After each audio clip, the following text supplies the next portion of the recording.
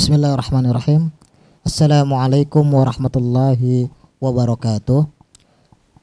Alhamdulillahi wahda, wassalatu wassalamu ala rasulillah wa alihi wa ashabihi wa man wala amma ba'.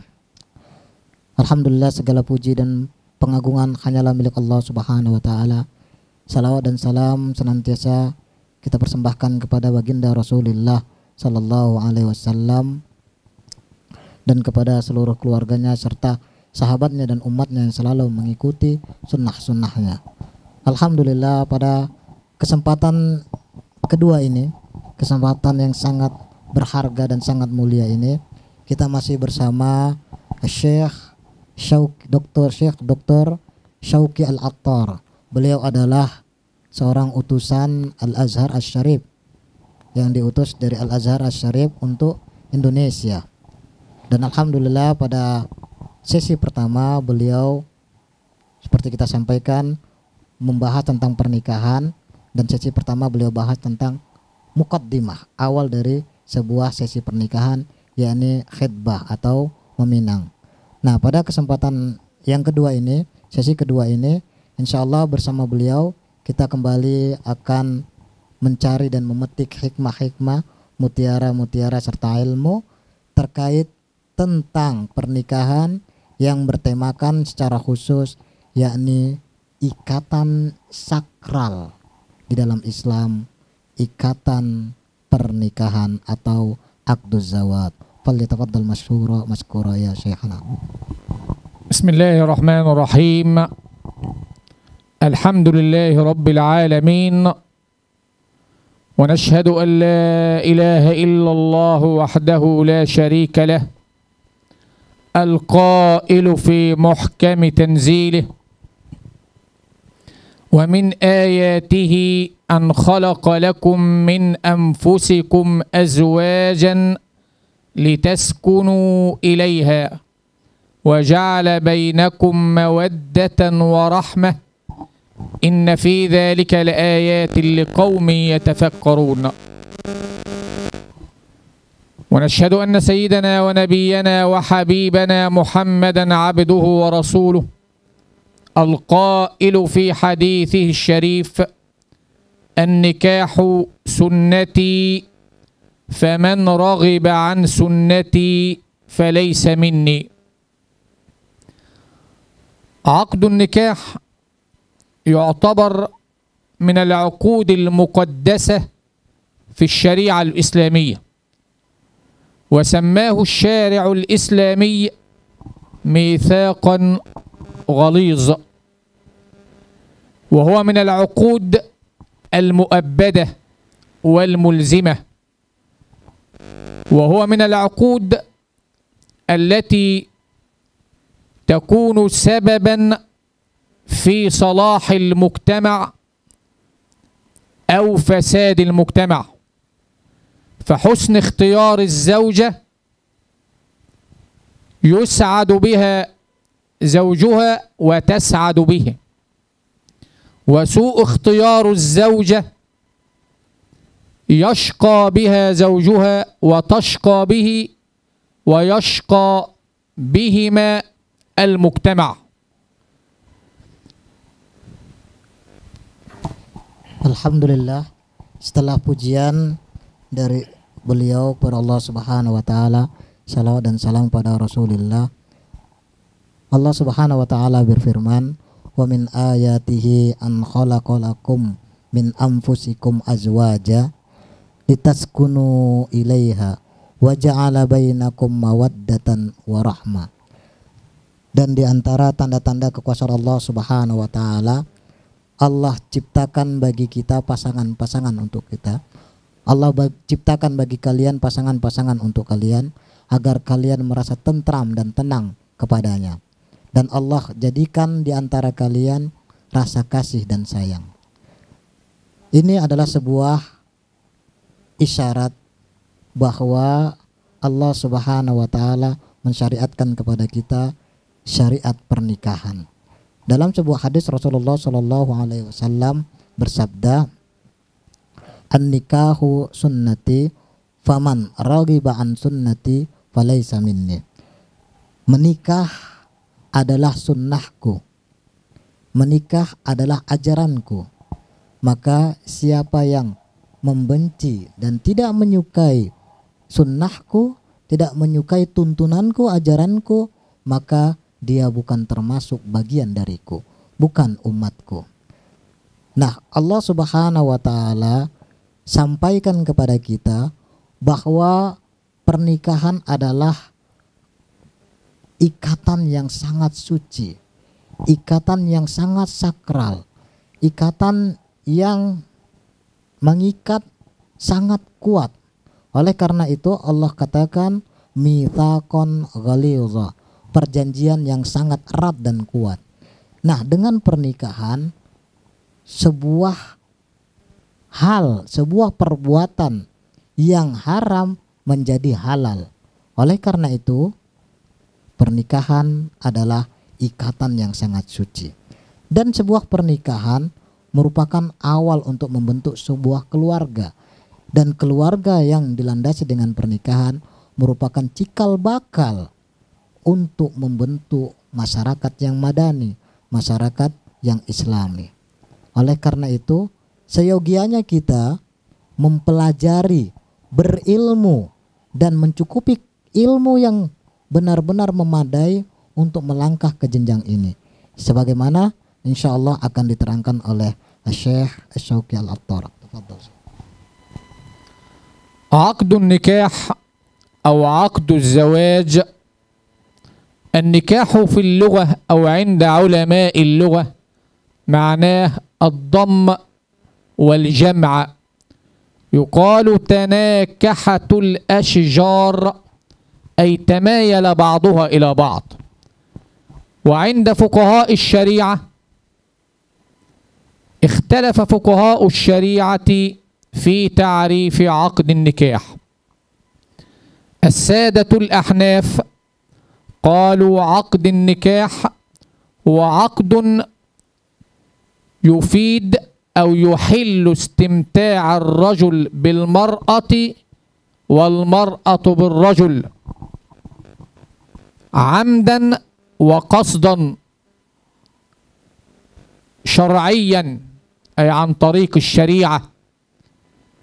المالكية قالوا عقد يبيح استمتاع الرجل بالمرأة والمرأة بالرجل. السادة الشافعية والحنابلة قالوا هو عقد يبيح الزواج بالمرأة بلفظ الزواج أو بلفظ النكاح. كذلك الحنابلة عقد يبيح الزواج بالمرأة بلفظ النكاح أو التزويج. الشارع الإسلامي أباح هذا العقد بأدلة قرآنية وأحاديث نبوية كثيرة، منها قول الله تعالى: وانكحوا الأيام منكم والصالحين من عبادكم وإمائكم، وقوله تعالى: فانكحوا ما طاب لكم من النساء مثنى وثلاث ورباع، وقول النبي صلى الله عليه وسلم: النكاح سنتي فمن رغب عن سنتي فليس مني. Nah, nikah, aqduz zawaj, di dalam bahasa kita akan sekarang membahas pengertian atau definisi apa itu pernikahan. Az-zawaj dalam bahasa Arab artinya adalah ad-dhammu, an-nikah ad-dhammu, az-zawaj ad-dhammu wal jama', yang artinya adalah menggabungkan atau penggabungan serta mengumpulkan. Karena seyogianya seperti kita ketahui bahwa dengan pernikahan adalah menggabungkan dua orang yang berbeda antara laki-laki dan perempuan atau mengumpulkan antara keduanya. Nah, sedangkan menurut istilah banyak di kalangan para ulama-ulama fikih, mereka mencoba mendefinisikan. Namun semua mereka sepakat adalah bahwa zawat atau nikah, akad nikah adalah sebuah akad yang menghalalkan hubungan antara laki-laki dan perempuan. Atau secara makna lebih gamblangnya adalah bahwa nikah adalah sebuah akad yang menghalalkan laki-laki berhubungan badan, berhubungan intim dengan seorang wanita dan dia menikmatinya, dan sebaliknya yang menghalalkan seorang wanita menikmati hubungan intim dengan seorang pria. Jadi akad nikah ini adalah akad yang menghalalkan hubungan tersebut. Nah, sebagaimana kita ketahui dan telah kita bawakan di depan, di awal, bahwasanya semua ini adalah syariat, aturan dari Allah Subhanahu wa taala. Pernikahan adalah sebuah perintah, sebuah tuntunan dari Allah Subhanahu wa taala dan Rasulullah sallallahu alaihi wasallam. Allah Subhanahu wa taala berfirman dalam sebuah ayat dalam surat An-Nur ayat 32, wa ankihul ayyama minkum wassalihina min ibadikum wa imaikum, yang artinya adalah dan nikahilah orang-orang dan nikahkanlah orang-orang yang masih membujang di antara kamu, dan juga orang-orang yang layak menikah dari hamba-hamba sahayamu yang laki-laki dan perempuan. Artinya jika ada anak-anak kita atau orang-orang yang di bawah asuhan kita dan dia masih membujang dan dia sudah pantas untuk menikah, maka segerakan untuk menikahkan mereka. Nah, seperti itu pula diri kita, jika kita sudah pantas, sudah layak dan sudah mampu untuk menikah, maka segeralah menikah. Dalam ayat lain Allah Subhanahu wa taala berfirman, dan ini sangat yakin pasti setiap orang menghafal ayat ini, dalil ini, terutama bagi laki-laki. Allah berfirman, "Fankihu ma taba lakum minan nisa'i matna wa thulatha wa ruba." Nikahilah olehmu wanita yang engkau anggap baik, engkau pandang baik. Nikahilah olehmu wanita-wanita yang engkau anggap baik, engkau pandang baik darinya. Baik 1, 2, 3 dan 4. Nah, dalam hadis Rasulullah sallallahu alaihi wasallam bersabda, "An-nikahu sunnati, faman raghiba an sunnati falaysa minni." Sungguh pernikahan adalah sunnahku, maka siapa yang membenci sunnahku, yang sunnah maksudnya adalah ajaranku, tuntunanku, maka siapa yang membenci sunnahku, maka dia berarti bukan bagian dariku. Nah, nikah sebuah akad yang sakral, akad yang suci, dan sebuah ikatan yang sangat kuat, maka harus ada ilmunya, harus ada cara untuk memulainya, dan inilah yang sedang kita akan bahas satu persatu. Al-ayatul karimah fiha isyaratun wa dalalatun lil mawaddati wal mahabbah, wa min ayatihi an khalaqa lakum min anfusikum azwajan litaskunu ilayha wa ja'ala bainakum mawaddatan wa rahmah. Sakan wa mawaddah wa rahmah. Wal mawaddatu hiya al mahabbah, wal rahmatu hiya al akhlaq was suluk was safh wal afu. Lidzalika إذا فقدت المودة تبقى المحبة، ولذلك قال النبي صلى الله عليه وسلم: لا يفرق مؤمن مؤمنة إن كره منها شيئا رضي منها آخر. وهناك فرق بين الزوجة والمرأة، متى تكون زوجة ومتى تكون امرأتي. تكون زوجة إذا دامت المودة والمحبة المحبة دائمة وتدوم وتنمو في الأسرة في جو لطيف نسيم، هذه تسمى زوجة. وإذا فقدت المودة تبقى المحبة، لذلك تسمى امرأة لو فقدت المحبة. ما في حب لكن فيه امرأة، فيه أولاد، فيه أسرة. ولذلك قال الله: يا آدم اسكن أنت وزوجك الجنة. لماذا قال زوجة ولم يقل اسكن أنت وامرأتك؟ لأن كان هناك محبة ومودة. أما إذا فقدت المحبة تكون امرأة نمسك عليها، وتبقى الأسرة حفاظا على الأولاد وبناء للمجتمع.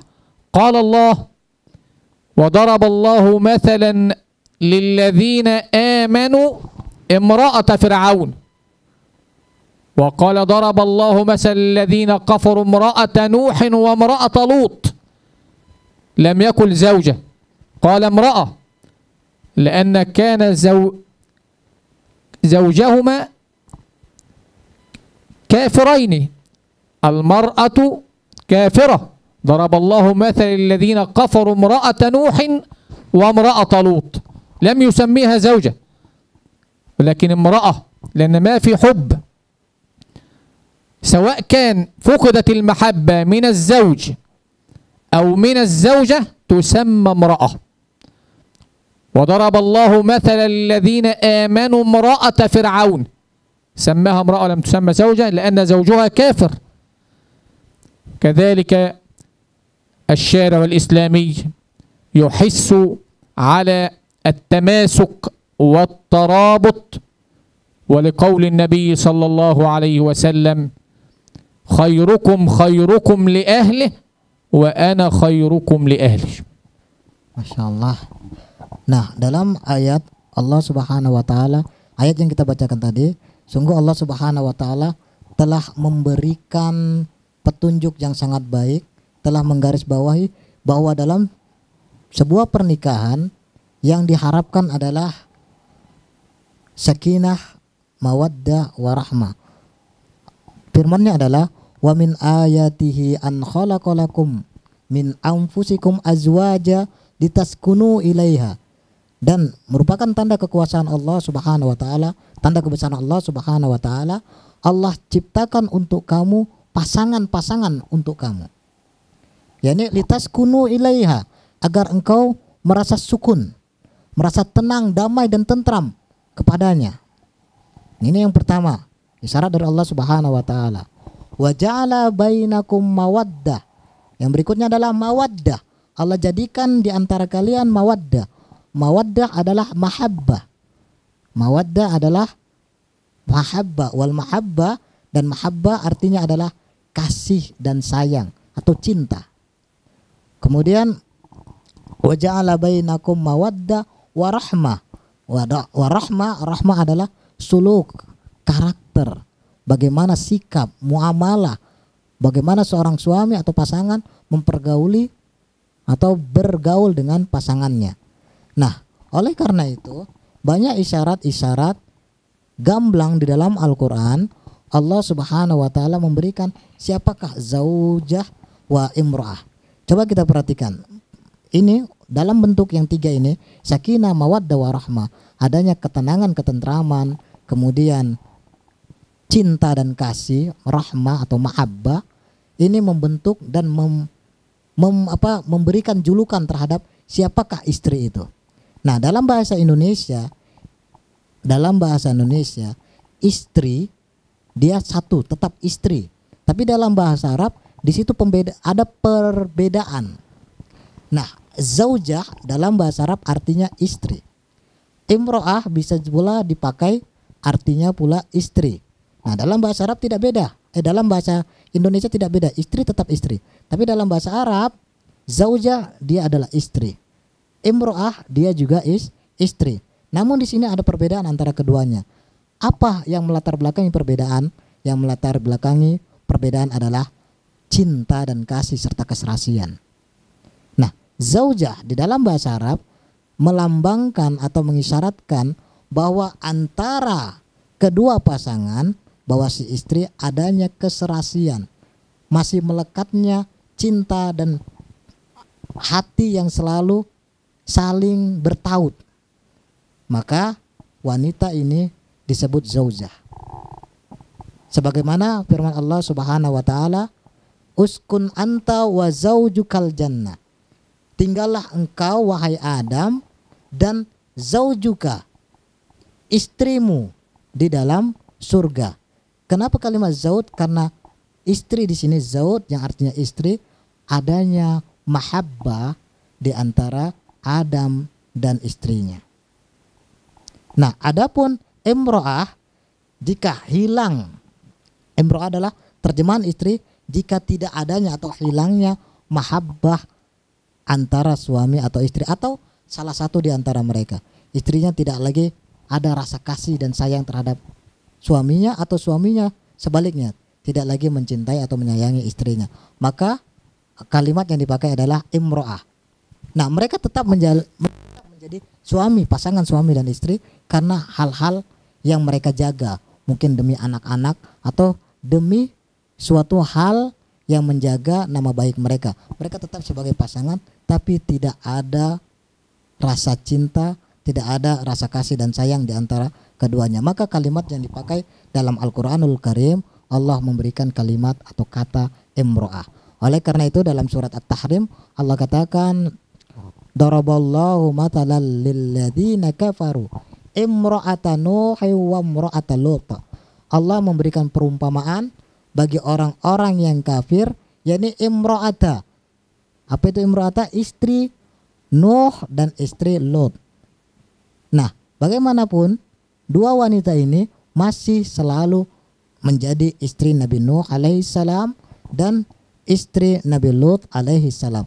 Namun tidak ada rasa lagi di hati antara keduanya. Sebab apa? Seperti kita ketahui bahwa para nabi mereka di sebuah lembah, sedangkan istri-istrinya di lembah yang lainnya. Seorang nabi adalah mereka yang membawa keimanan serta mendakwahkan keimanan dan Islam, sementara istrinya adalah orang yang kafir serta membangkang perintah suaminya. Oleh karena itu maha bijaksana Allah Subhanahu wa taala ketika menggambarkan siapakah sosok pasangan itu. Apakah jika dia istri, apakah dia zaujah atau imro'ah. Begitu pula sebaliknya jika dari itu pihak suami. حث الشارع الإسلامي على الزواج لأن الأسرة هي النواة الأولى في بناء المجتمع، وجعل لهذا العقد تعتريه الأحكام التكليفية الخمسة.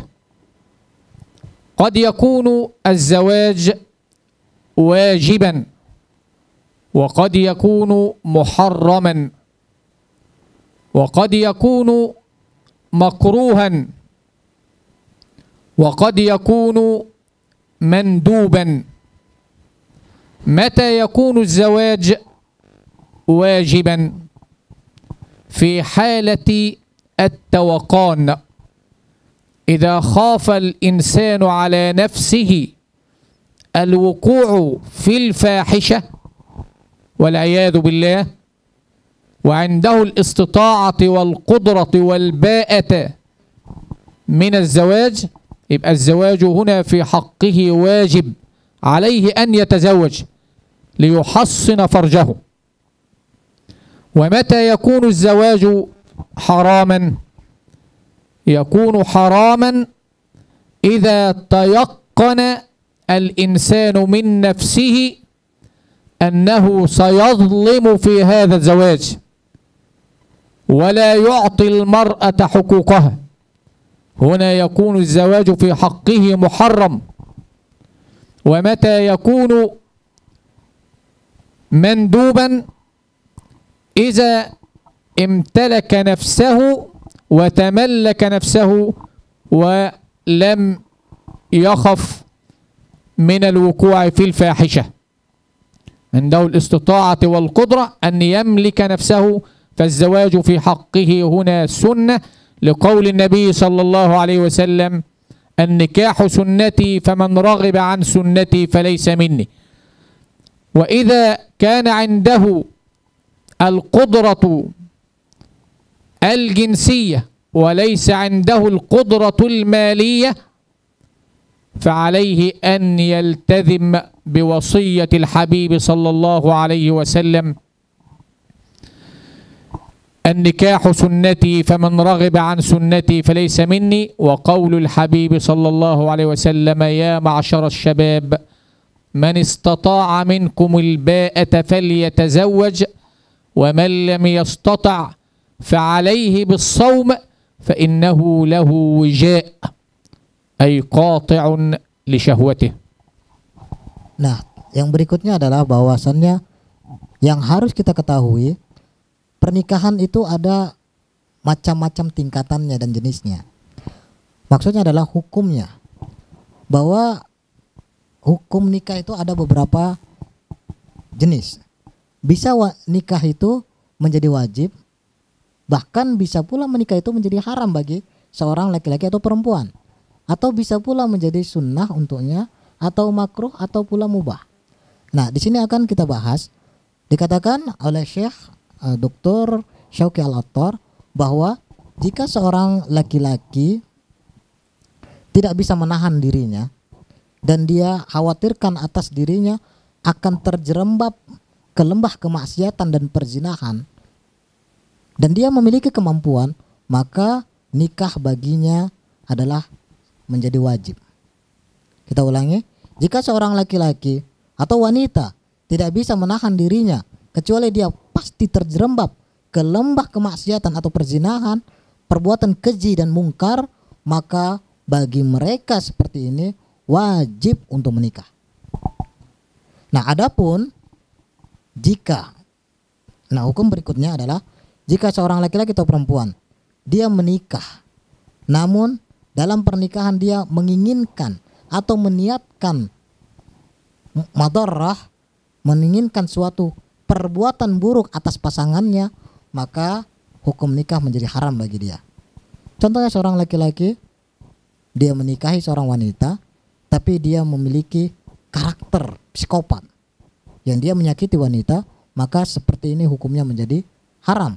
Atau pula seorang laki-laki dia menikahi seorang wanita, tapi dia tidak berkeinginan untuk menafkahi, dia hanya menginginkan kenikmatan atau kesenangan-kesenangan yang dia peroleh dari sang wanita, maka seperti ini juga bisa menjadi hukumnya haram bagi dia.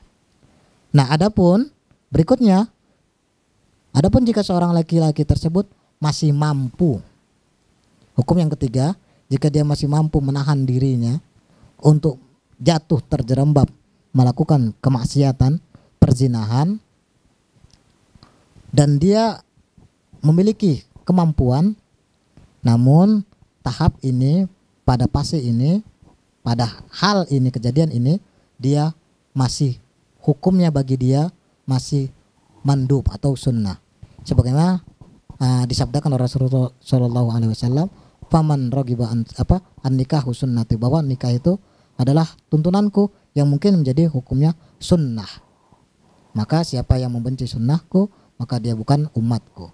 Nah, berikutnya ada pula pernikahan menjadi makruh bagi seseorang jika dia menikah itu tidak memberikan nafkah yang cukup bagi sang istri atau pasangannya lain. Jika istri tidak memberikan hak-hak suaminya dengan baik, tidak sempurna, maka mungkin ini menjadi makruh baginya. Nah, penjelasan berikutnya akan diberikan oleh Syekh. Tafadhol. هذا الزواج من النعم التي أنعم الله بها على الإنسانية غضا للبصر وتحصينا للفرج وإشباع الغريزة الجنسية للطرفين والاستمتاع بها وللحفاظ على الجنس البشري. ولا بد في هذا العقد أن يكون فيه رضا، فهو من العقود الرضائية لقول النبي صلى الله عليه وسلم: شاوروا النساء في أبضاعهن، شاوروا النساء في أبضاعهن. وقال الحبيب صلى الله عليه وسلم: البكر تستأذن والثيب تستأمر. قالوا: يا رسول الله، إن البكر لتستحي. قال: إذنها صماتها. هذا قليل من كثير. أسأل الله عز وجل أن يوفقنا لما فيه الخير. وسلام الله عليكم ورحمته وبركاته. Berikutnya beliau menutup bahwa di antara hal yang harus kita ketahui bahwa menikah adalah sebuah anugerah dari Allah Subhanahu wa taala, perkara yang benar-benar mulia. Dengan menikah menjawab kebutuhan manusia terkait bagaimana menyalurkan nafsunya yang awalnya haram. Allah memberikan kemudahan buat kita, memberikan kemuliaan di dalamnya, yakni dengan akad yang merupakan akad sakral wajib, dan dengan ini Allah jadi menghalalkannya. Dan menikah merupakan titik awal, batu pertama untuk membentuk sebuah keluarga dan membuat dan menciptakan masyarakat yang indah, masyarakat madani islami. Maka dengan pernikahan harus direncanakan, harus ditargetkan dengan matang dan dengan bijaksana. Dan dalam pernikahan sebagaimana sabda Rasulullah sallallahu alaihi wasallam, syawirun nisaa fi abda'ihinna. Diskusikanlah atau tanyakanlah wanita terkait abda'ihinna, terkait kemaluan mereka. Artinya ketika kita ingin menikahi mereka, maka tanya kepada mereka apakah mereka menginginkan kita atau tidak. Oleh karena itu dalam hadis lain Rasulullah sallallahu alaihi wasallam memberikan petunjuk, al-bikru tusta'dan. Seorang wanita jika dia masih gadis hendaklah minta izinnya apakah dia mau untuk menikah atau tidak. Wathayyibu tusta'mar. Adapun jika wanita tersebut adalah wanita yang telah menikah atau sudah pernah menikah atau janda, maka cukuplah kata-kata darinya atau perintah darinya, isyarat darinya itu menjadi kesepakatan baginya atau menunjukkan bahwa dia menginginkan pernikahan. Kemudian Rasulullah Shallallahu Alaihi Wasallam ditanya, ya Rasulullah, al-bikru tastahi, bahwa pastilah wanita gadis ini malu untuk mengungkapkan isi hatinya. Maka Rasulullah Shallallahu Alaihi Wasallam, idnuha simatuha, maka izinnya seorang wanita yang masih gadis adalah diamnya. Insya Allah semoga dengan yang sedikit ini yang kami berusaha ambil dari yang banyak, ini bermanfaat bagi kita untuk bagaimana melangkah menciptakan keluarga yang sakinah, mawaddah, warahmah, hingga menjadi batu asas atau batu awal untuk menciptakan masyarakat yang madani. Wa nasallallahu azza wa jalla an yaj'alana mimman yastami'una al-qawla wa yattabi'una ma ahsana, dan mohon dan berdoa kepada Allah Subhanahu wa taala agar kita mendengarkan kebaikan kemudian kita mengamalkannya. Subhanakallahumma wa bihamdika asyhadu an la ilaha illa anta astaghfiruka wa atubu ilaik. Wassalamualaikum warahmatullahi wabarakatuh. Syukran lakum ya dokter. Jazakumullah khair. Ya